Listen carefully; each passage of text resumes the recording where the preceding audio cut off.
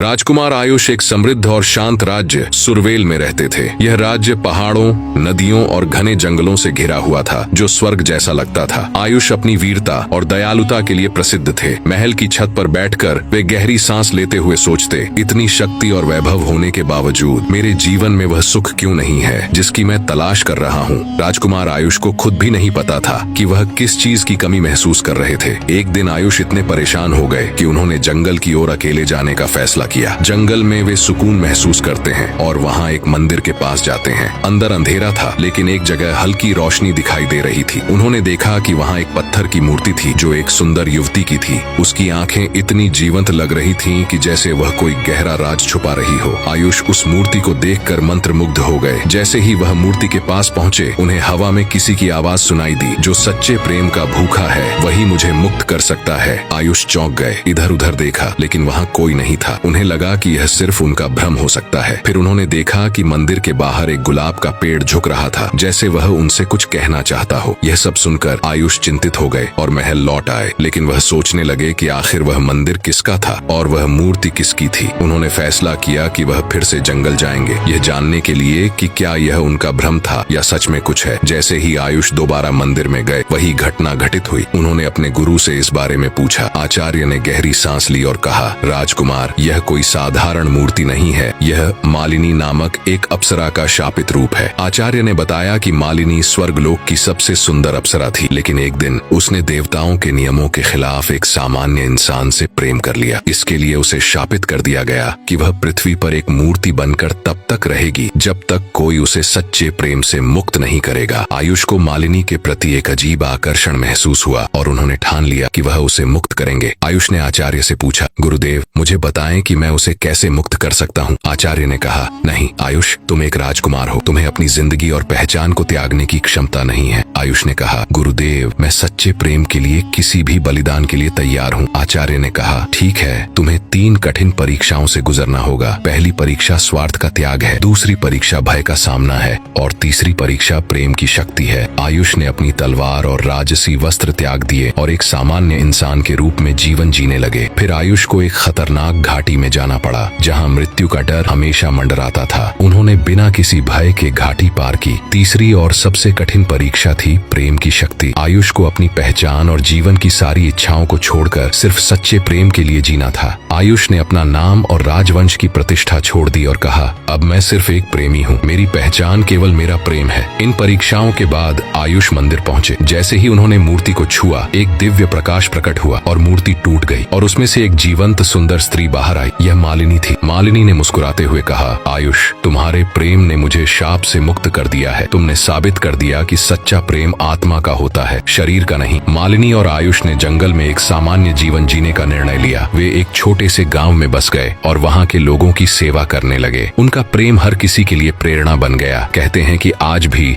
सुरवेल के जंगल में मालिनी के फूलों की खुशबू फैली रहती है। लोग मानते हैं कि यह आयुष और मालिनी के अमर प्रेम की निशानी है। उनकी प्रेम कहानी यह सिखाती है कि सच्चा प्रेम किसी भी शाप, कठिनाई या बाधा को पार कर सकता है। यह प्रेम केवल पाने का नहीं, बल्कि त्याग और समर्पण का प्रतीक है। उनकी प्रेम कथा आज भी सुरवेल के लोक गीतों और कहानियों में जीवित है, जो हमें यह याद दिलाती है कि सच्चा प्रेम आत्मा का संबंध है, जो समय की सीमाओं से परे होता है।